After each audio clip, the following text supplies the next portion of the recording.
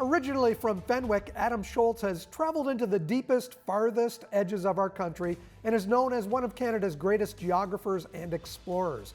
His latest book, his fourth, takes us to Labrador on the trail of a legendary monster. Adam, it's a pleasure to have you on the program. When did you first hear about the legend of the traverse-spine creature? Well, I first came across it kind of unexpectedly a few years ago. I was doing some research, as I often do in between my expeditions. I will often turn for inspiration or ideas to the historical record, reading through old fur traders' accounts and that sort of thing. And I just sort of stumbled upon a trapper's diary, a guy named Merrick from Labrador, dated back almost 100 years ago. And for the most part, all the entries in the diary were what you would expect, nothing out of the ordinary. Tales of trapping beaver and hunting caribou, chopping firewood.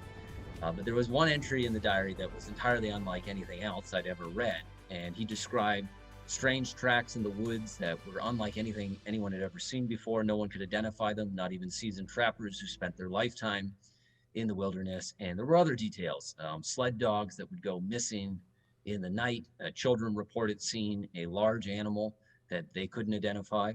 And these details, I'm usually a skeptic. I take them with a pretty big grain of salt, but I don't know. Over the following days after reading that, I couldn't quite seem to get the details out of the back of my mind. And I ended up doing some more research and finding other eyewitness accounts, all from the same time period, the same area of Labrador. And it ended up launching me on this adventure that I couldn't have anticipated originally. And typical to Adam Shoalts, it was an adventure. You decided to go and check it out yourself. This is a 100-year-old ghost town that there's really nothing there. Yeah, that's correct. I did as much research as I could in the archives and the historical records, reading through the old prospectors and lumberjacks and fur trappers' accounts. But ultimately, there was only so much I could learn from the printed page. And I still felt that there had to be some explanation out there, that there was some logical explanation at the bottom of this mystery. But I decided whatever it is, I'm not going to learn it from here in Ontario. I have to actually put my hiking boots on, get my canoe, and go out into the mountains of Labrador to try to find it. This resulted in your book, Whisper on the Night Wind. What was it like writing that book? Well, The Whisper on the Night Wind is similar to my other books. They're all tales of wilderness adventure and exploration, but this one had a bit of a different twist in that this is very much a mystery book. So it's for people who like a good mystery. It's kind of, I like to say, like a game of Clue, except instead of the board game version, this is a wilderness game of Clue. Where the readers is trying to unravel the mystery before they get to the end of the book. And there is an explanation there, and that's sort of half the fun of reading the book. So I wrote it in that spirit, and I give clues and evidence through each chapter as we're going deeper into the wilderness and deeper into this mystery.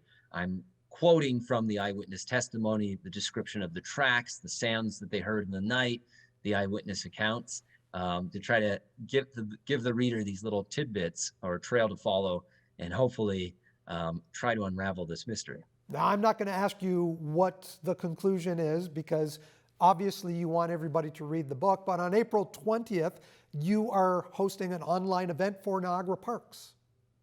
Yes, I'm going to be doing a Zoom talk Wednesday night, hosted by the Niagara Parks Commission, and I'm going to be talking about my book, The Whisper on the Night Wind, and I'm going to be giving sort of an inside look at it. I'm going to be sharing some of the expedition footage from my journey in Labrador, as well as photos of wildlife, mountains, campsites, all these sorts of things, and some of the historical record as well. I'll share some black and white photographs from Labrador 100 years ago, and really try to bring this story to life and get people excited about the history of that area and the book itself, hopefully. Have you planned your next adventure, Adam? I'm always planning adventures, so yes, but I can't quite say what it is, although it's going to involve another long solo journey by canoe in Canada's wilderness.